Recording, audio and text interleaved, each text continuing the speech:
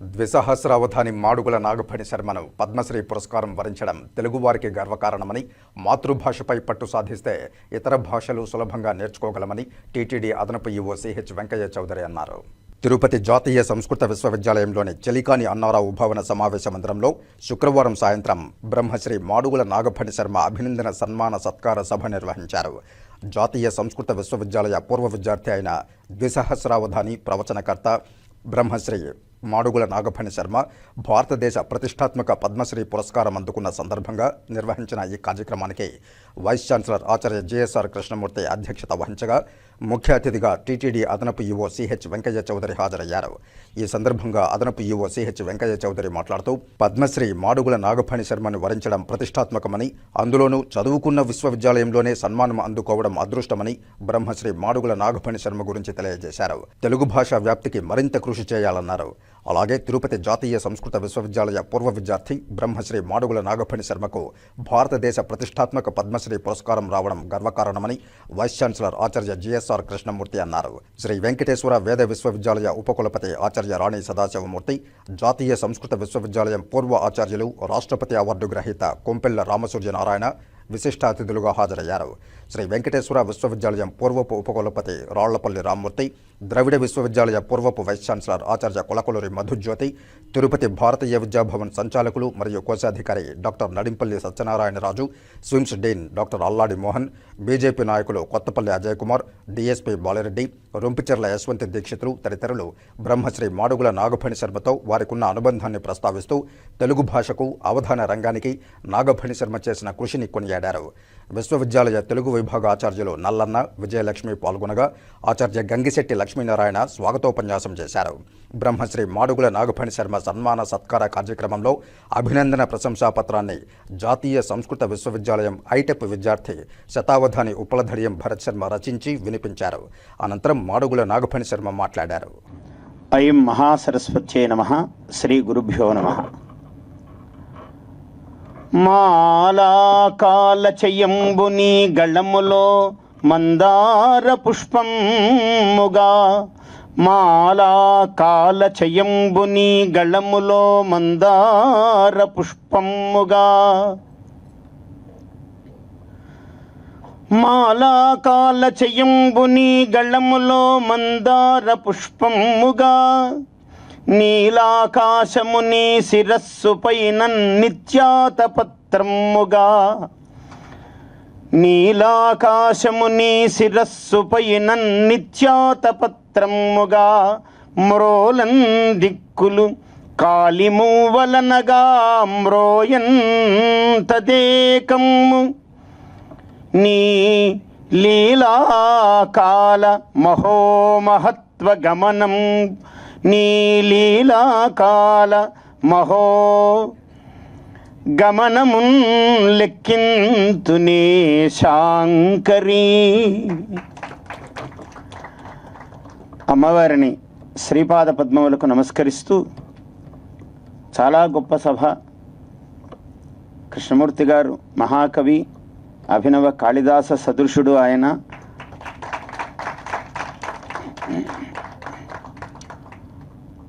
మహర్షికల్పః మహనీయ భాషః, మహర్షికల్పః మహితాత్మభాషః, మహర్షికల్పః మహితాత్మభాషః, కవిత్వవాంగ్ నూతన కాళిదాసః. అట్లాంటి మహానుభావుడు. అట్లాగే రామసూర్యనారాయణ గారు ఇవాళ విజృంభణము, ఏమి భాషణము అసలు. ఆయన రాముడా, సూర్యుడా, నారాయణుడా, త్రివిధ భంగులలో ఆయన గంగకు మాత్రమే త్రిభంగులలో నడిచేటువంటి శక్తి ఉన్నది. అది క్రిందికి పారుతుంది, పక్కలకు పారుతుంది, పైకి కూడా వెళుతుంది. అందుకని త్రిపథగా అన్నారు గంగను. 3 భంగులలో వెళ్ళగలదు. ఏ నీటికి ఆ శక్తి లేదు, ఒక గంగా మాతకు ఆ శక్తి ఉన్నది. అలా ఆయన రామ, సూర్య, నారాయణ ఇలా త్రిభంగులుగా ఇవాళ అద్భుతమైనటువంటి మహోపన్యాసం. అన్నిటికీ మించి ఇవాళ నిన్న వారు వెళ్ళడము, మన కృష్ణమూర్తి గారు, వారు అంత కార్యవ్యగ్రులై ఉండి కూడా ఇవాళ సమయం ఇచ్చి రావటము నాకు అనిపించింది. 14 ఎకరాలు ఇచ్చారు అని, ఇంకో 14 140 చుట్టూ మీకు సౌకర్యం ఉంటే వారు ఇస్తారు, ఏమీ పర్వాలేదు. ఎందుకంటే ఇది సంస్కృత భాష అభివృద్ధి కోసం. ఎందుకంటే ఎంత పుణ్యము చేస్తే అక్కడ స్థానం లభిస్తుందండి. శ్రీ వెంకటేశ్వర స్వామి పాద సన్నిధిలో అదనపు శ్రీకార్య నిర్వహణాధికారి అంటే అసలు అదే ముఖ్యమైన పదవి. ఎందుకంటే ఆయన పాద పీఠ పరిపాలనము అక్కడ అది చాలా గొప్ప పదవి. ఎన్నో జన్మల పుణ్యము చేస్తే వచ్చే పదవి. ఆయన వెంకయ్య చౌదరి గారు మాట్లాడుతూ చాలా తక్కువ మాట్లాడారు. చాలా తక్కువ మాట్లాడిన ఆయన చౌదరి అనే పేరు కన్నా చదవరి అనేది అటు అయిందేమో అనిపించింది నాకు.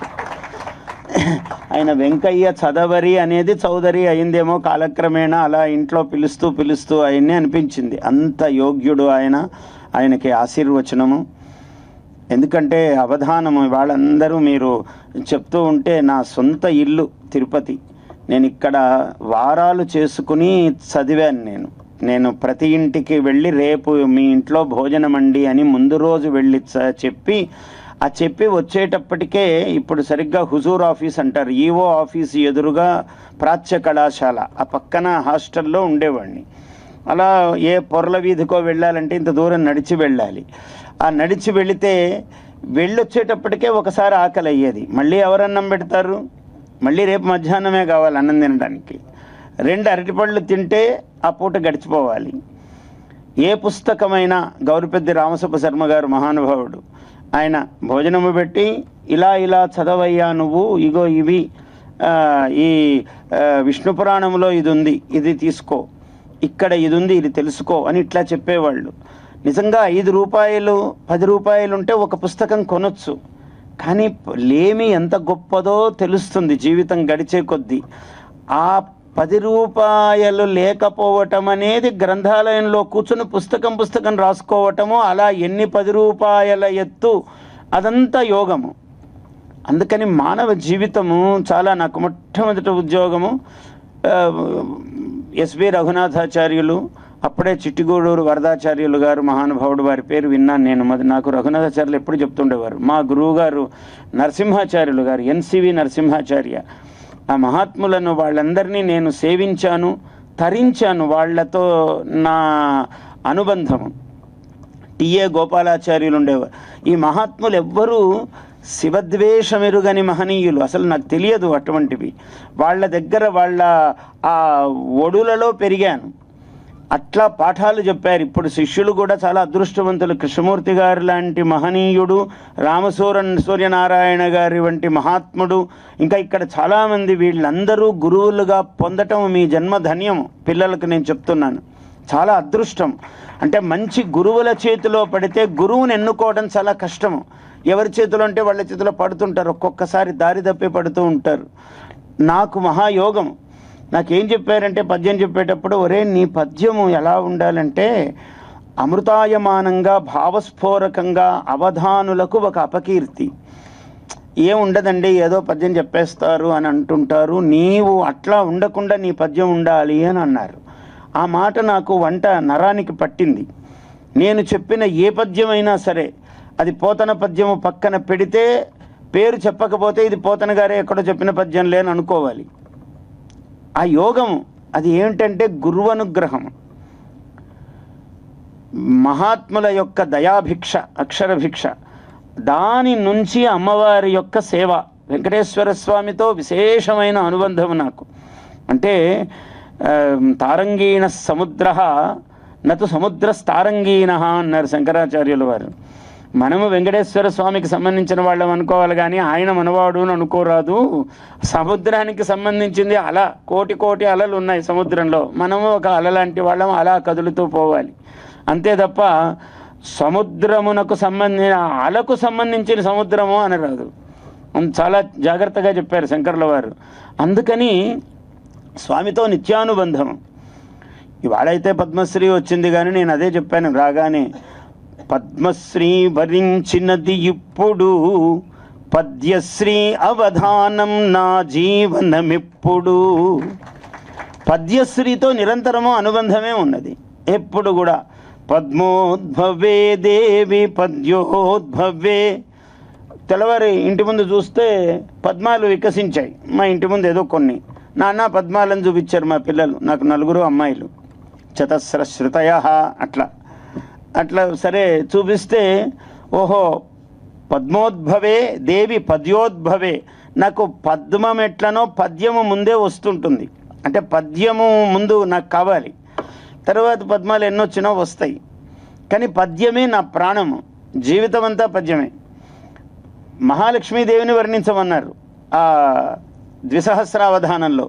మహాలక్ష్మీదేవిని వర్ణించమంటే లక్ష్మీం అని మొదలు పెట్టాలి నాలాంటి వాళ్ళు. కానీ నాలాంటి అంటే నేను అలా మొదలు పెట్టను.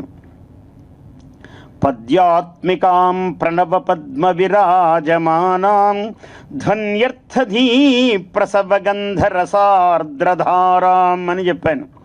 కూర్చుని రాస్తే వారం పడుతుందేమో, పడితే వస్తుందో లేదో తెలియదు, కానీ అలా రావాలి పద్యం. అది మహాత్ములు చెప్పినటువంటి మార్గము. అలా ఒక తపస్సును పోసారు ఇలాగా. దాని మీద సాధన, ఇంకా ఏవో అన్ని మార్గాలు వాళ్ళు ముందు మహాత్ములు మార్గం చూపిస్తే మనం వెళతాము. అలాగా గురువులు దొరకటము, గొప్ప గురువు దొరకటం ఏదో పేరుకు ప్రతివాడు గురువే కాదు. నీకేం కావాలో చెప్పేవాడు గురువు. నిన్నెట్ల దిద్దాలో నిన్ను శిల్పీకరించే ఒక ప్రక్రియ ఉంటుంది, వాడు గురువు. ఆ రహస్యం ఎరిగిన వాడు గురువు. శిష్యుడికి అటువంటి యోగం పట్టాలి. నా జీవితంలో అటువంటి మహాయోగం పట్టింది. ఇవాళ మీరందరూ చెప్తూ ఉంటే నాకు ఈ తిరుపతిలో నేను తిరగటము, ఇక్కడ స్వామి సన్నిధిలో రఘునాథాచార్యులు గారు ఎస్బీఆర్ నన్ను ఆయన స్కూటర్ మీద కూర్చోబెట్టుకుని ఇక్కడ మహిళా కళాశాలలో నా అవధానం ఎక్కడ జరిగినా నన్ను ఆయన నిషిద్ధాక్షరి, నేను అవధానము. ఓ రోజు పంచ కట్టుకుని మామూలుగా నాకు చిన్నప్పటి నుంచి అవధానము, విభూతి లేకుండా నా నుదురు ఎప్పుడూ కనపడదు. నాకు చిన్నప్పటి నుంచి అదొక తపస్సు, మా నాన్నగారు ఇచ్చిన వరం. అలా ఉంటాను నేను ఎప్పుడు. ఒక సభకి వెళ్ళాము, అవధానం చేసి వస్తుంటే చూద్దాం ఈవో గారు ఉన్నారేమో అని ఆ పద్మావతి కళాశాల ఇట్లా దాటుతుండగానే ఈవో గారి ఇల్లు ఉంటుంది, ఇప్పుడు కూడా అక్కడే ఉందనుకుంటాను, తెలియదు నాకు. వస్తుంటే ఉన్నారేమో చూద్దామని అలా తిప్పారు. లోపలికి వెళితే, ఏంటయ్యా నేను నాగఫణి శర్మ అండి, చాలా ప్రతిభావంతుడు ఈ అబ్బాయి, ఇది అది అని చెప్పాడు ఆయన ప్రేమతో. చేత బాగుందా నువ్వు అంతా ఈ పంచాగించ అంతా కండువా చాలా బాగుందా, రేపు ఏదో ఉద్యోగాలు ఇంటర్వ్యూ ఉన్నాయి, రేపు వస్తావా, నువ్వు చేస్తావా ఉద్యోగం, ప్యాంటు కింట వేసుకొని రావద్దు అన్నారు. అలాగేనండి అన్నాను. మరుసటి రోజు వెళ్ళాను, ఉద్యోగం వచ్చిందన్నారు. ఆశ్చర్యం మీకు చెప్తే, నా జీతం 500, కానీ చాలా గొప్ప జీవితం. ఏమిటి పని? Critical edition project Bhagavatam. మహామహులు మహామహా విద్వాంసులు పన్నాల రాధాకృష్ణ శర్మ గారు, ఎన్సివి నరసింహాచార్య గారు, ఇట్లా వీళ్ళందరూ ఇందులో, అట్లనే సుదర్శన శర్మ గారు సన్నిధానం, వీళ్ళందరూ అందులో పండితులు. దాంట్లో నా వృత్తి ఏమిటంటే పద్యాలు చదవటం, శ్లోకాలు వ్యాఖ్యానము చదువుతూ ఉండటం. అందుకని నాకు భాగవతం మీద విశేషమైన ప్రీతి ఏర్పడింది. విద్యావతాం భాగవతే పరీక్ష అన్నాడు. నా భాగవతమే ఎందుకు వింటారు అంతమంది చెప్పినా కూడా అంటే, నాకు అది ఎందుకో ఆత్మీయ గ్రంథమైనది భాగవతం. ఆ పడినటువంటి బీజాక్షరాలు అక్కడ. అందువల్ల అటువంటి ఉద్యోగము అక్కడ ప్రారంభము. స్వామి మీద రాశాను, నా కడపకి ఎవరో ఉద్యోగం అని పిలిచారు, ఇదేమో స్కేల్ జీతం అయ్యా అన్నారు. ఏదో ఆకర్షణ, ఎందుకయ్యా శర్మ నీకు ఏదో చేస్తాను ఉండు నువ్వు అన్నాడు. ఏమోనండి ఇట్లా అంటున్నారు అందరూ అన్నాను. ఇష్టమయ్యా అన్నాడు. 3 సార్లు పిలిచి చెప్పాడు ఆయన ఈవో. ఏమోనండి ఇలా అంటున్నారు అన్నారు. ఇంకా నీ ఇష్టమయ్యా అని, మరి నీకు ఎన్నిసార్లు చెప్పను అన్నాడు. సరే ఇక్కడి నుంచి కడపకి వెళ్ళాను, మళ్ళీ కడప నుంచి తిరుపతికి వచ్చాను. చెన్నారెడ్డి గారు వచ్చి మళ్ళీ ఇక్కడ నువ్వు అడిషనల్ సెక్రటరీ ఇక్కడ ఉండు ధర్మ ప్రచార పరిషత్తులో అన్నాడు. ఇక్కడి నుంచి మళ్ళీ ఎవరు ఈర్ష్య చూపినా ద్వేషం చూపినా ఇదంతా అమ్మవారి ప్రసాదం అని అనుకోవటం అలవాటు నాకు. ఎవ్వరు ఏదైనా చేస్తే ఈయన అపకారం చేశాడు ఈయన అనేది అనుకోను. ఉపకారం అయితే అనుకుంటాను, అపకారం అయితే నాకు 2 అక్షరాలు తెలుసు. ఏదైనా అమ్మ నీ దయ, ఇది నాకు నీ దయ కదా అనుకుంటాను. ఆ దయ అనే 2 అక్షరాలు తప్ప దానికి అపకారం అన్న పేరు లేదు. ఉపకారానికి కూడా ఎట్లాగో దయ. అలా నేను ద్విసహస్రావధానం చేశానంటే మహానుభావుడు. ఇవాళ ఇది సంబంధితమైన సభ కాకపోయినా ఇది సంబంధమైన సభే కాబట్టి చెప్పాలి. చంద్రబాబు నాయుడు గారు మహానుభావుడు. నా పక్కన, నా ప్రతి సభకు ఆయన పక్కన ఉన్నాడు. నాకు నేను ఏ సభ చేసినా శర్మ గారు మీరు చెయ్యండి అనేవాడు. ఆయనేమి రూపాయి ఇవ్వక్కర్లా, ఆయన ఉన్నాడంటేనే వర్షం కురిసేది అక్కడ. ఎందుకంటే మహా చాతురీ సంపన్నుడు, అంటే అన్నీ ఎలా చెయ్యాలో, భాష అంటే అంత ఇష్టం ఆయనకి, నేనంటే అంత ఇష్టం, నా కవిత్వం అంటే ఇష్టం. అట్లా ఎంతమంది మహనీయులు చేశారో, ఎందరో మహనీయులు పక్కన నిలబడ్డారు. ఇవాళ నేను ద్విసహస్రావధాని మహాసహస్రావధాని అంటే పివి గారు వచ్చారు, 3 గంటలు కూర్చున్నాడు ప్రధానమంత్రి నా పక్కన. ఓ ప్రశ్న వేయవయ్యా అంటే ఆయన 14 భాషల్లో పండితుడు, ఊరికే ప్రశ్నిస్తాడా అందరి మాదిరి ఆయన. నేను ప్రశ్న వేయాలంటే గడ్డివామిలో సూది పడినట్టు, ఆ సూదిని బయటికి తీసినట్టు, తెల్లవారితే ప్రశ్నలే ప్రశ్నలైన నాకు ఇన్ని లక్షల ప్రశ్నల్లో ప్రతి మనిషి ముఖము ఒక ప్రశ్న అయితే అందులో ఏ ప్రశ్నను వేరు చేసి తక్కిన ప్రశ్నలకు నేను అన్యాయం చేయాలి అన్నారు. అని ఇప్పుడు అవధాని గారికి ఎప్పుడు ఏది అత్యంత కఠినమైన ప్రశ్న అనిపిస్తుందో వారే ఎన్నుకొని ఆ ప్రశ్నకు వారే సమాధానం చెప్పి అన్నాడు. ఇలా అంటారని ఊహ కూడా అందదు కదా, పక్కనే కూర్చున్నాను. అంటే అమ్మవారి దయ పెద్దది. ఇట్లా అనగానే అట్లా అన్నాను. సకల భారతమును శాసింపగలవాడు, సకల భారతమును శాసింపగల రేడు, ప్రశ్న వేయకుండ ప్రశ్న వేసే ప్రశ్న అతడే నాకు ప్రశ్న సమూహాన. ఇంతకన్నా నీకన్నా పెద్ద ప్రశ్న లేరు నాకు, నువ్వే పెద్ద ప్రశ్న నాకు. నువ్వు ప్రధానమంత్రివి, బహుభాషా కోవిదుడివి, 14 భాషలు తెలుసు. ఒక ప్రశ్న మరి ఆ 14 భాషలు తెలిసిన మహావిద్వాంసుడు ఎట్లా ప్రశ్న వేయాలో అట్లా వేశాడు ఆయన. ఎదుర్కోవాలి కదా, మరి అమ్మవారి దయ కలగాలి. మన చేతిలో ఏమున్నది? జడేజా బిడాడే కాంబ్లీ కుమ్లే అన్నారు. హనుమంతుని సముద్ర లంఘన ఘట్టాన్ని వర్ణించండి సంస్కృతంలో అన్నారు. ఎప్పుడు మహాశతావధానములో 94, 95 ద్విశతావధానం చేశారు ఎన్టీ రామారావు గారు ముఖ్యమంత్రి గారు. ఇప్పుడు మన ముఖ్యమంత్రి గారు అప్పుడు ఆర్థిక శాఖ మాత్యులు. అలా సభకు వచ్చారు ఆయన. సరే అలా అడిగారు 94లో. ప్రథమంగా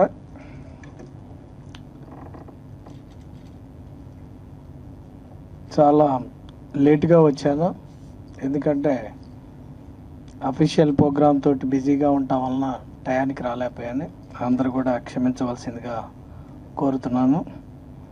అలానే ఈ సమావేశంలో కృష్ణమూర్తి గారు నిన్న వచ్చి కలిశారు. సార్ ఎప్పుడైనా రావచ్చు అంటే, నేను బాగా బిజీగా ఉంటాను, ఎప్పుడు వస్తానో కూడా, ఏ టైంలో వస్తానో టైం కూడా నా చేతిలో ఉండదు, మా వాళ్ళు డ్రైవ్ చేస్తూ ఉంటారు, అకార్డింగ్లీ నేను వెళ్తూ ఉంటాను అని చెప్పాను.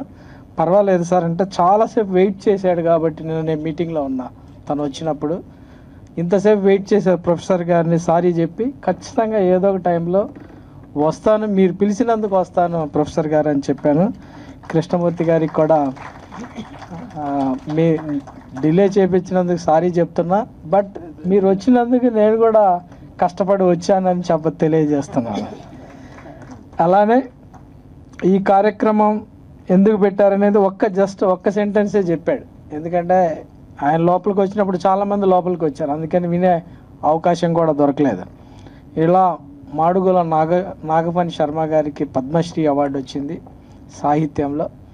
ఇది అందరికి కూడా, మనందరికి కూడా చాలా గర్వకారణమైన విషయం. మీరు వస్తే బాగుంటుంది సార్ అని అంటే ఖచ్చితంగా మాడుగుల నాగఫణి శర్మ గారు తెలియని తెలుగు వాళ్ళు లేరు. అది ఆయన ఒక్కరికి సంబంధించిన వ్యక్తి కాదు, ఇదంతా కూడా తెలుగువారి యొక్క సంపద. ఆయనకున్న విజ్ఞానం కానీ, అతనుకున్న ఎన్లైటన్మెంట్ కానీ, అదందరికి కూడా మనందరం కూడా ఇన్స్పైర్ చేసిన గొప్ప వ్యక్తి. నేను కూడా చాలాసార్లు స్టూడెంట్గా ఉన్నప్పుడు అష్టావధానం 1-2 సార్లు హైదరాబాద్ మన అసెంబ్లీ దగ్గర మన అది ఉంది ఆ లలిత కళాతోన్లో చెప్తే మా వాడు తీసుకెళ్తే తర్వాత చాలాసార్లు అటెండ్ అయ్యాను. చాలా ఇన్స్పైరింగ్గా, ఇది ఆషామాషి వ్యవహారం కాదు. ఫస్ట్లో తెలియనప్పుడు ఏదో తెలుగు సాహిత్యం కదా అని మనంతా ఇంగ్లీష్ మీడియంలో చదువుకొని చాలా నెగ్లెక్ట్ చేస్తూ ఉంటాం. విన్న తర్వాత తెలుస్తుంది అది దాంట్లో ఎంత లోతైన సబ్జెక్టు, ఎంత గుర్తుపెట్టుకోవాలి, ఎంత విజ్ఞానం ఉండాలి అనేది. ఒకసారి అష్టావధానానికి వెళ్ళి చాలా ఇంప్రెస్ అయ్యాను. శతావధానాలు, శతావధానాలు శతావధానాలు కూడా చేసిన గొప్ప వ్యక్తి. సో వాళ్ళు ఈ రకమైన పద్మశ్రీకి డిజర్వ్ అవుతారు.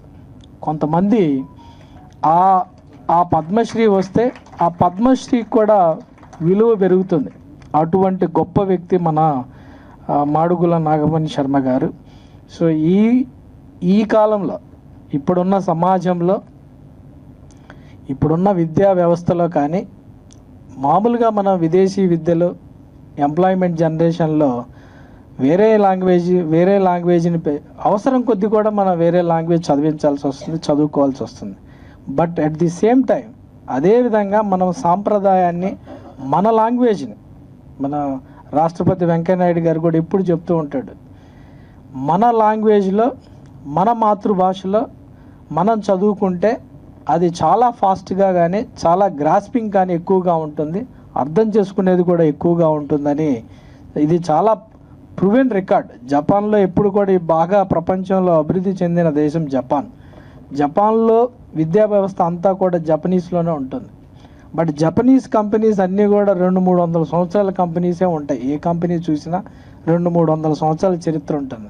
వాళ్ళకి ఇంగ్లీష్ రానంత మాత్రాన వాళ్ళు సర్వైవ్ కావట్లేదా అని అనుకోలేం కదా. Surviving much better.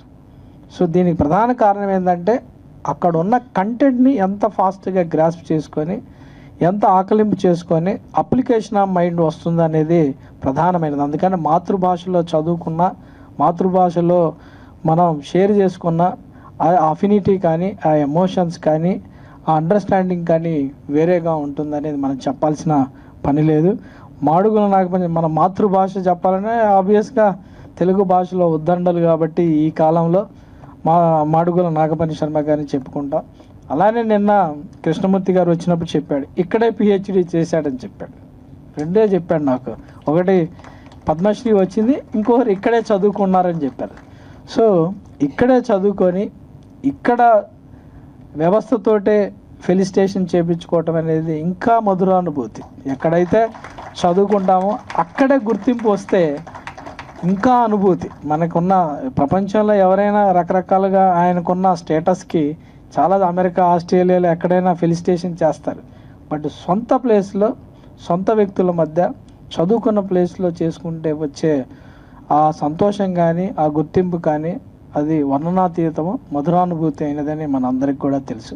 సో ఈ రకంగా నేను ఎక్కువ టైం తీసుకుని నాకు కూడా ఇంకో ప్రోగ్రాం ఉంది. సో మరొకసారి నాకు కూడా మాడుగుల నాగమణి శర్మ గారికి కంగ్రాచులేషన్ తెలియజేస్తూ, ఈ కంగ్రాచులేషన్ అనేది కేవలం ఈ పద్మశ్రీ వచ్చినందుకే కాదు, ఇది ఇంకొక గురుతర బాధ్యత. మాతృభాష అభివృద్ధి కానీ, మాతృభాషలో రీసెర్చ్ చేయాలి కానీ, మాతృభాషను కొత్త సమాజంలో వచ్చే రకరకాలైన రీసెర్చ్ ఓరియంటెడ్ కొత్త పదాలు వేరే భాషల్లో వచ్చే వాటిని మాతృభాషలో ఎలా ట్రాన్స్లేట్ చేయాలి, మాతృభాషను మరింతగా అభివృద్ధి చెందించడం, పరిపుష్టం చేయాల్సిన బాధ్యత అటువంటి గొప్ప వ్యక్తులపైన ఉన్నదని తెలియజేస్తూ, మీ అందరికి కూడా లేట్గా వచ్చినందుకు సారీ చెప్తూ, అవకాశం ఇచ్చిన కృష్ణమూర్తి గారికి అభినందనలు తెలియజేస్తూ, తెల్లవారుజాము 4 గంటలకి నాకు కొంచెం అనారోగ్యం చేసింది.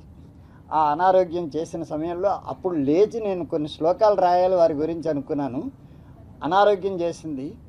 ఈ శ్లోకాలు రాసిన తర్వాత అనారోగ్యం పోయింది నాకు. కాబట్టి ఈ విధంగా కొన్ని శ్లోకాలు వినిపిస్తాను. శార్దూల సదృశులు కాబట్టి శార్దూలాలు రాయాలనుకున్నాను, కానీ ఎక్కువ రాలేదు. అయినప్పటికీ కూడా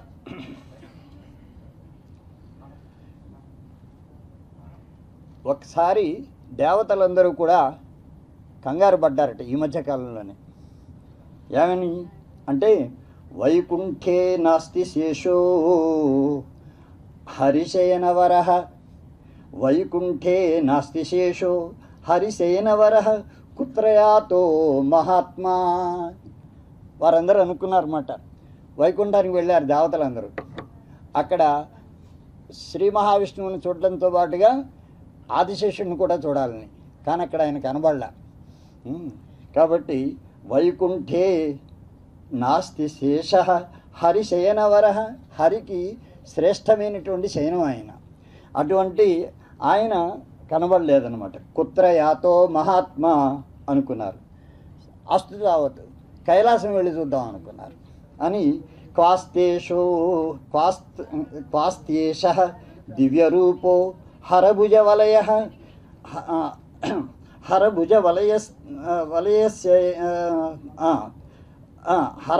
హరభుజవలయస్త్యక్త కైలాసవాస అని చెప్పేస్తానని కైలాసవాసాన్ని విడిచిపెట్టేశారు. హరభుజ వలయం అంటే కిరీటే నిశీషో లలాటే హుతాశో భుజే భోగిరాజ గళే కాళిమాచ మహాదేవతుల్యం పరందైవమన్యం నజానే నజానే నజానే నజానే అని మనం స్తుతిస్తూ ఉంటాము. అటువంటి ఆ పరమశివుని యొక్క భుజవలయభూతుడైనటువంటి నాగేంద్రుడు ఆయన అక్కడ కనబట్టలేదుట. అందుకోసమని ఇత్యేవం చింతయంతః విబుధ గణవరాహ లబ్ధ సంకేత వార్తాహ ఈ విధంగా ఆలోచిస్తూ ఉండగా వారికి చక్కగా ఒక సంకేతం దొరికిందట, వార్త దొరికింది. ఏమని? జాతో భూమ్యాం విధాతుం వరకవి వపుషా భారతాంబా సమర్చాం అని. భారతాంబను సమర్చించడం కోసం మహాకవి రూపంలో భూమండలంలో ఆయన అవతరించాడు అని చెప్పేసని వాళ్ళందరికీ కూడా ఆ విధంగా భావన కలిగిందనమాట. అటువంటి వారు వీరు సాక్షాత్తు మండితమైనటువంటి ఆ ఆదిశేషునికి తప్ప ద్విసహస్రావధానం చేయడం అనేటువంటిది సాధ్యమయ్యే పని కాదు. కారణం ఏంటి? ఆయనకి దంత పంక్తి ద్వయం, పైన ఒక సహస్రం కింద ఒక సహస్రం, కాబట్టి ద్విసహస్రావధానం చేయాలంటే అలా ఉండాలని చెప్పేసి అందుకోసమని ఆ విధంగా చేశారు. అలాగే తర్వాత కవీంద్రోయం బుధేంద్రోయం మాడుగుల గృహాబ్ధిజ కవీంద్రోయం బుధేంద్రోయం మాడుగుల గృహాబ్ధిజ పూర్ణేందు శ్రీ విభూతిశ్చ నాగఫణ్యభిదో మహాన్ అని ఇక్కడి నుంచి అనుష్టుప్పులు తీసుకున్నాను. అనుష్టుప్పులు తీసుకోవడంలో నాకు బాగా ఇష్టం కూడా, చాలా దీర్ఘవృత్తాలు ఉన్నప్పటికీ. త్రిపదామేవ గాయత్రీం ఏకేన పాదేన అనుష్ఠోభతి ఇది అనుష్టుపు ష్ఠుపు వర్ధనే అని ధాతువు. అందుకని 3 పాదాల గాయత్రిని మరొక పాదాన్ని కలిపితే ఏర్పడింది అనుష్టుప్త. కాబట్టి అనుష్టుప్లోనే రామాయణం అంతా రాసి మనందరికీ కూడా ఒక మార్గదర్శకులు అయ్యారు. మధుమయ భణితీనాం మార్గదర్శి మహర్షి అని చెప్పేసి వాల్మీకి. అందుకని వీరి మీద అనుష్టుప్ సముచితం అని చెప్పేసి ఆ తర్వాత అంటే శార్దూలం రాయడానికి శక్తి తగ్గి అనుష్టుప్ రాశానమాట. అందుకోసమని కవీంద్రోయం బుధేంద్రోయం మాడుగుల గృహాబ్ధిజ పూర్ణేందు శ్రీ విభూతిశ్చ నాగఫణ్యభిదో మహాన్ అని. సంస్కృతాంధ్ర సమప్రజ్ఞ సంస్కృతే పరిరక్షక వధానినామగ్రగణ్య సహస్ర ప్రాతిభసుధీ అని. అదేవిధంగా విశ్వభారతం అనేటువంటి మహాకావ్యం రాసి విస్తృత చరిత్రులయ్యారు ప్రసిద్ధంగా లోకల్లో. అందుకని విశ్వభారత నిర్మాత విశ్వశ్రేయో విధాయక జయతాత్ ఆర్షమార్గాఢ్యో భారతాంబా ప్రియాత్మజ అని మాకు మార్గదర్శకులు మా గురువులు అయినటువంటి శ్రీ ఆచార్యులు కొబ్బెల రామసూర్యాన్ని మహోదయులు ఇక్కడ విచ్చేసి ఉన్నారు. వారికి పాదాభివందనం చేస్తున్నాను నేను. అలాగే 5వ శ్లోకంతో సమాప్తం చేస్తాను నేను. ఇక్కడ శ్రీమాతు పరమేశ్వరస్య కృపయా సంపాదితాశేముషి శ్రీమాతు పరమేశ్వరస్య కృపయా సంపాదితాశేముషి నానాశాస్త్రచణత్వ భాగ్య విభుత వాగ్దేవతా వాసభూ నానాశాస్త్రచణత్వ భాగ్య విభుత వాగ్దేవతా వాసభూ ఏనైవం విదుష మహాకవివరేణోపార్జిత వైఖరి పరా పశ్యంతి మధ్యమా వైఖరి అన్న దాంట్లో ఆ వైఖరి ఇటువంటి విశిష్ట గుణ సంపత్తి పూర్ణ వర్తతే. ఏనేవం విదుషా మహాకవివరేణోపార్జిత వైఖరి పద్మశ్రీ పదభూషిత ఆ వైఖరి ఇప్పుడు పద్మశ్రీ పదభూషిత వర్తతే. పద్మశ్రీ పదభూషిత స జయతాత్ సత్సంగ చూడామణి కాబట్టి ఈ విధంగా వారి విషయంలో నాకున్న ఆత్మీయత చాలా ఎక్కువ. నేను ఉపయోగించగలిగినటువంటి పదాలు చాలా తక్కువ. కారణం ఏంటంటే ఎంత మక్కువ ఉన్నా వారి విషయంలో అంత తక్కువే రాయాల్సి వచ్చింది. కారణం కొద్దిగా అనారోగ్యం ఉండడం వల్ల. కనుక ఈ అవకాశాన్ని నాకు కల్పించినటువంటి కులపతులకి, అదేవిధంగా ఇక్కడ ఉన్నటువంటి ఆత్మీయులందరికీ, బంధువులందరికీ కూడా నమస్కరిస్తూ వారిని అభినందించేందుకు ఇది ఒక అవకాశంగా భావిస్తూ వారికి మిగిలిన జ్యేష్ఠులందరికీ కూడా నమస్కారాలు తెలియజేస్తూ విరమామి విస్తరాత్. ఓం. 40 ఏళ్ల క్రితం గోదావరి తీరంలో రాజమహేంద్రవరంలో ఆనం కళా కేంద్రంలో శ్రీ శర్మ గారు అవధానం చేశారు, శతావధానం చేశారు. ఆ శతావధాన సందర్భంలో వారికి ఒకవైపున సుధీంద్రులైనటువంటి బేతవోలు రామబ్రహ్మం గారు, మరొక వైపున విశ్వనాథ గోపాలకృష్ణ శాస్త్రి గారు, వారిద్దరూ ఆసీనులై ఉన్నారు. ఇలాగా వారు చెప్పినట్టుగా నరశిఖిత్రయి జాజ్జల్యమాన అన్నట్టుగా వారు ముగ్గురు ఆ స్టేజ్ మీద ఉన్నారు. ఆ సమయంలో 100 మంది పృచ్ఛకులు ఉన్నారు అక్కడ. దుర్గరక్షకులుగా ఏకే ఖాన్ గారు వారు కూడా అక్కడ ఉన్నారు. నేను అనుకోవడం వారు ఆ సమయానికి ఏకే ఖాన్ అంటే ఇప్పుడు ఐజీగా కూడా రిటైర్ అయినట్టున్నారు. ఆయన దుర్గరక్షకులుగా ఉన్నారు. ఎందుకంటే వాళ్ళు యాంటీ నక్సలైట్ స్క్వాడ్ ఎస్పీ అనుకుంటాను ఆ సమయంలోనూ వారు కూడా అక్కడ ఉండేవారు. అంతేకాకుండా ఇంచుమించులో ప్రతి వాళ్ళు ఆ ఆనం కళా కేంద్రానికి చుట్టూ తిరుగుతున్నారు చాలామంది జనము. ఎందువల్లంటే లోపల కూర్చోవడానికి చోట్లేక, ఎవరికి చోట్లేదు కాబట్టి అరుణగిరి ప్రదక్షిణం చేస్తారే, పున్నమి నాడు అరుణగిరి ప్రదక్షిణానికి ఆ రోడ్డు ఎంత రష్గా ఉంటుందో ఆ రోజుని ఆ ఆనం కళా కేంద్రం ఆ భవనం అంత రష్గా ఉంది. అందరూ చుట్టూ తిరుగుతున్నారు లోపల కూర్చోవడానికి అవకాశం లేక. హడావిడిగా వాహనాల మీద వెళ్ళిపోయే వ్యక్తులు కూడా ఒక మాట ఆగి, ఎందువల్ల ఆ కంఠం విని, వారికి కవిత్వంతో పరిచయం లేకపోవచ్చు కానీ ఆ కంఠం విని ఒక్క మాట ఆ వ్యక్తిని చూసి పెడదాము అని చెప్పి ఆగి వచ్చిన వాళ్ళు ఉన్నారు, వచ్చి ఆ రూపాన్ని చూసి ఆగిపోయిన వాళ్ళు ఉన్నారు.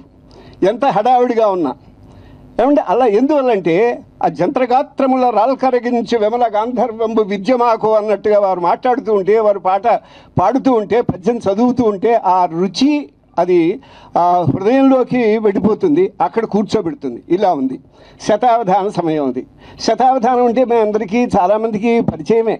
ఎందువలంటే శతావధానం అనేప్పటికీ అదొక క్రికెట్ మ్యాచ్ లాగా ఉంటుంది, సముద్ర తరుణంలాగా ఉంటుంది. అది దాన్ని కనుక మనం గుర్తుపెట్టుకుంటే విరాట పర్వంలో ఉండే చతుర్థ పంచమ ఆశ్వాసాలు గుర్తుకొస్తాయి. అలా ఉంటుంది అది. అంటే అర్థం ఏంటంటే 100 ఇప్పుడు సాధారణంగా క్రికెట్ మ్యాచ్ అయ్యేటప్పుడు బౌలింగ్ చేసేవాడు ఒకడు ఉంటాడు, కానీ వాళ్ళ తర్వాత ఇంకొకడు ఇలా వచ్చి బౌలింగ్ చేస్తూ ఉంటారు. బ్యాట్స్మెన్లు కూడా చాలామంది ఉంటారు, ఒకడు అవుట్ అయిపోతే మరొకడు అవుట్ అయిపోతే మరొకడు వస్తారు. అలాగే ఫీల్డర్స్ కూడా 11 మందో 10 మందో ఉంటారు ఫీల్డర్స్. ఇలా ఉంటుంది కదా. కానీ ఇక్కడ ఎలా ఉంటుంది శతావధానం అనేటప్పటికీ ఒకే బ్యాట్స్మెన్ ఉంటాడు, ఒకడే, ఆయనే ఏం చేసినా ఆయనే చేయాలి. బౌలింగ్ చేసే వాళ్ళు చాలామంది ఉంటారు, 100 మంది ఉంటారు. ఒకే సమయంలో 2 బౌలింగ్ చేస్తూ ఉంటారు. ఒకడు దత్తపదిస్తూ ఉంటే ఒకడు అప్రస్తుత ప్రసంగం కూడా చేసేస్తూ ఉంటాడు, కూడా వచ్చేస్తూ ఉంటాడు. కాబట్టి ఇలా ఉంటుంది. అయితే మనం ఏమాత్రం అశ్రద్ధగా బ్యాటింగ్ చేసినా కిన్బోర్డ్ అయిపోవడం ఉంటుంది, క్యాచ్ అవుట్ అయిపోవడం ఉంటుంది, రన్అవుట్ అయిపోవడం ఉంటుంది, స్టంప్డ్ అయిపోవడం ఉంటుంది, అన్నీ ఉంటాయి. ఎందువల్లంటే దానిలో ఉండేటువంటి ఫీల్డర్స్ ఉన్నారే వాళ్ళు ఒక్కొక్కళ్ళు ఎంత వాళ్ళు అనుకున్నారేంటి, ఈవేళ తార్కిక సింహమైనటువంటి జగదేక వీరుడైనటువంటి కేఈ దేవనాథన్ గారు ఉన్నారే, అటువంటి వ్యక్తులు చాలామంది అక్కడ ఉంటారు. అలాగే మహాభాష్యాంత వైయాకరణులైన ఆర్ఎన్ శాస్త్రి గారు, మరి జేఆర్కే గారు, ఇటువంటి వాళ్ళు చాలామంది ఉంటారు. అంతేకాదు కవితా సామ్రాజ్య అధిరూఢులైన ఇటువంటి వ్యక్తులు చాలామంది ఉంటారు. వీళ్ళందరూ సభలో ఫీల్డింగ్ చేస్తూ ఉంటారు, వాళ్ళు సమస్యలు ఇస్తారు, ఫీల్డింగ్ చేస్తూ ఉంటారు. ఆ ఫీల్డింగ్ చేసేటప్పుడు మీరు ఏమాత్రం అజాగ్రత్తగా ఉన్నా అందరూ ఒక్కొక్కడు జాయింట్ రౌట్స్ ఉన్నాడే అటువంటి వాళ్ళు అవుతారు. గన్ ఫిలిప్స్ ఉన్నాడే, మొన్న న్యూజిలాండ్లో మ్యాచ్ అయినప్పుడు వాడు పట్టుకున్న క్యాచ్లు ఎలా ఉన్నాయో అలా క్యాచ్ చేసేవాళ్ళు ఉంటారు. కాబట్టి బహు జాగ్రత్తగా బ్యాటింగ్ చేయవలసిన అవసరం ఉంటుంది. అయితే వాళ్ళకి అనేక విద్యలు తెలుసుంటాయి. వాళ్ళకి ఒకటే, ఎవడు ఏ సమస్య ఇవ్వనివ్వండి, ఎలా చేయనివ్వండి. కర్ణుడు గోగ్రహణ సమయంలో అర్జునుట్ట అప్పుడు కర్ణ సైన్యం అమరాధిపు నందను చుట్టుముట్ట, అప్పుడు కర్ణ సైన్యం అమరాధిపు నందను చుట్టుముట్ట. ఆ గోగ్రహణ సమయంలో ఒక్కడే కదండి అక్కడ ఉంటా. అది ఎలా ఉంటుంది శతావధానం అనేటప్పటికీ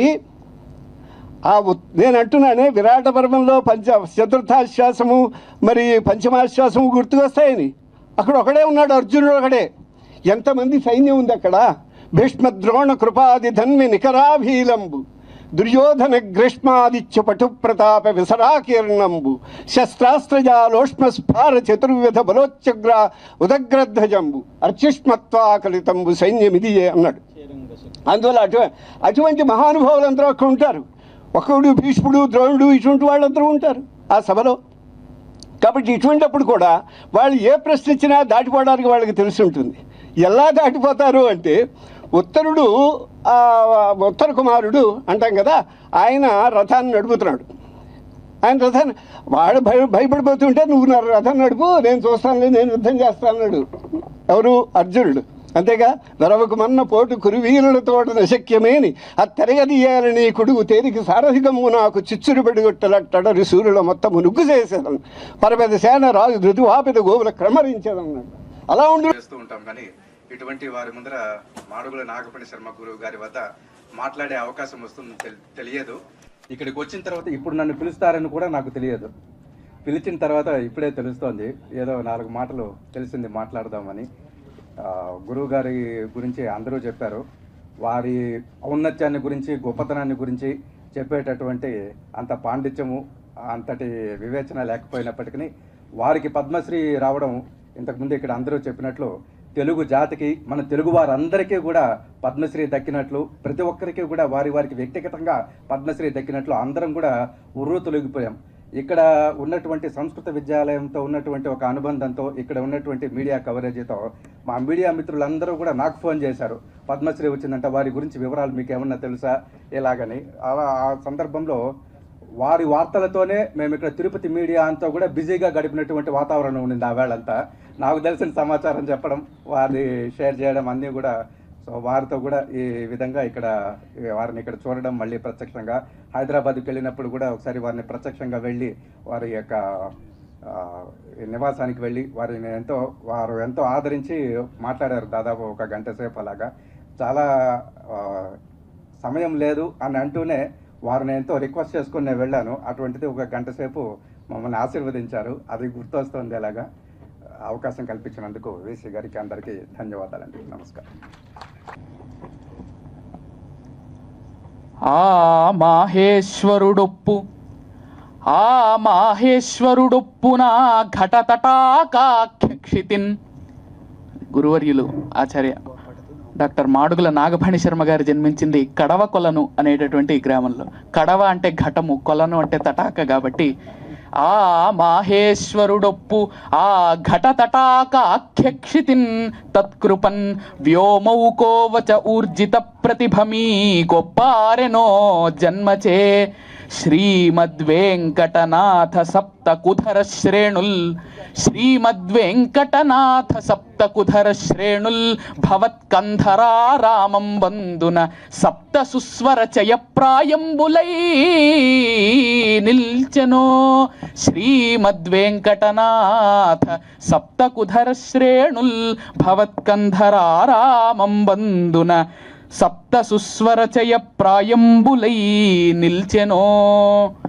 చిన్నారి పరువాన శిష్ట సాహసమైన అష్టావధానంబులలరజేసి, చిన్నారి పరువాన శిష్ట సాహసమైన అష్టావధానంబులలరజేసి నూనూగు మీసాల మానాన వితతమౌ శతవధానంబులు సంతరించి, నూనూగు మీసాల మానాన వితతమౌ శతవధానంబులు సంతరించి నిండు జౌవనమందు నిజ సహస్రవధాన సువిధానమంత సంభవమునర్చి, నిండు జౌవనమందు నిజ సహస్రవధాన సువిధానమంత సంభవమునర్చి ప్రౌఢ నిర్భర వయఃపదమందు, ప్రౌఢ నిర్భర వయఃపదమందు ద్విసహస్ర శీర్షముల్ సొంపు వాసిల ధరించి,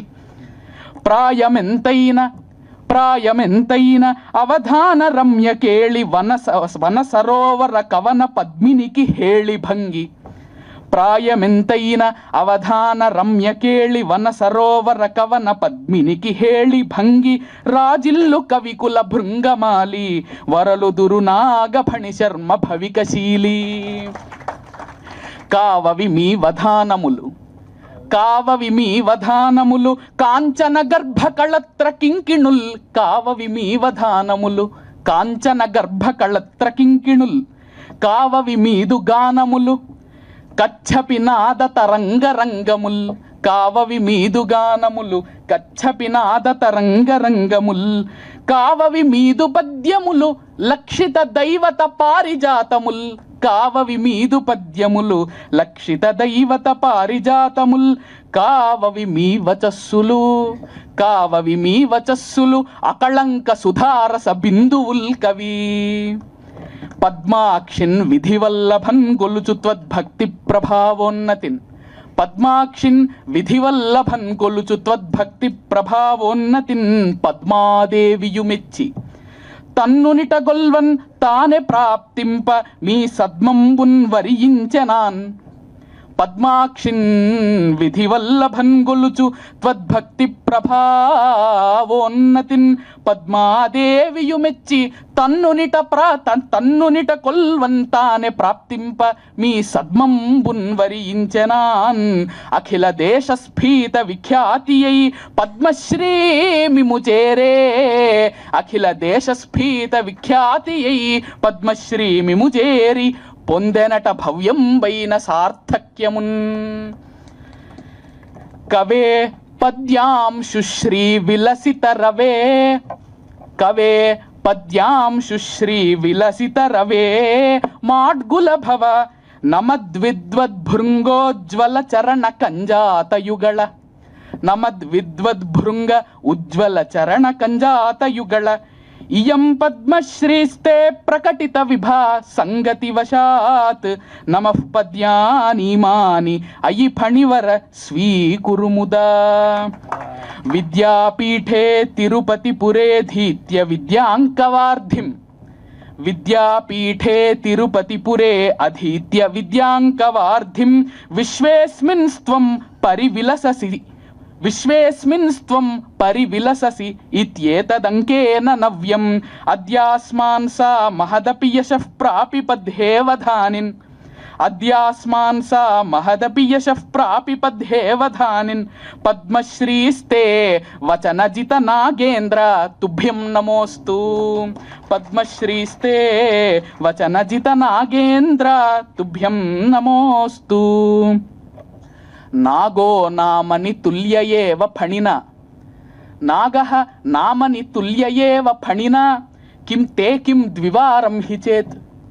నాగో నామని తుల్యయేవ ఫణిన తే కిం ద్వివారం హి చేత్. తన్నాగ శిరసాం సహస్రమధునాప్యేవం వహన్ వర్తతే. తన్నాగ శిరసాం సహస్రమధునాప్యేవం వహన్ వర్తతే. కిం చ త్వం బహుపూర్వమేవ కళయా ప్రాప సహస్రద్వయం. కిం చ త్వం బహుపూర్వమేవ కళయా ప్రాపో ద్విసాహస్రకం. స్తోతుం తత్ పునరుక్తిరుద్విలసతీత్యామోదయామో వయం. జయతాన్మాడుగులాన్వయాంబుధి విధో. జయతాన్మాడుగులాన్వయాంబుధి విధో. హే విద్వదగ్రేసరా. జయతాత్ పాలిత సంస్కృతాంధ్ర కవిరాట్ బృంద ప్రపూజ్యాకృతే. జయతాత్ పద్మ పురస్కృతీడ్య విభవ ప్రజ్ఞానిధే వాగ్విభో. జయతాద్ రాష్ట్రీయ సంస్కృతాలయ పురాఛాత్రాంక. జయతాద్ రాష్ట్రీయ సంస్కృతాలయ పురాఛాత్రాంక తే మంగళం అని పద్మశ్రీ బ్రహ్మశ్రీ డాక్టర్ మాడుగుల నాగఫణి శర్మ గారి పాదపద్మములకు నమస్కరించుకుంటూ ఈ పత్రాన్ని వ్రాయడానికి ప్రస్తావం చేయడానికి నాకు భాగ్యాన్ని కల్పించినటువంటి అస్మద్ రాష్ట్రీయ సంస్కృత విశ్వవిద్యాలయ కులపతి వర్యులు ఆచార్య గుళ్లపల్లి శ్రీరామకృష్ణమూర్తి గారి పాదపద్మములకు ప్రణమిల్లుతూ విచ్చేసిన ప్రతి ఒక్కరికి నమస్కరిస్తూ జయతు సంస్కృతం జయతు భారతం. ధన్యవాదాలు. వికసంతి గుణాశ్లాఘ్యాः అని అంటారు. అంటే కస్తూరి ఉందని చెప్పక్కర్లేదు, ఆ వాసన అంతా కూడా మనకి వస్తూనే ఉంటుంది. అలాగే ప్రతిభ ఉందంటే ప్రతిభ ఏదో రకంగా బయటపడుతుంది.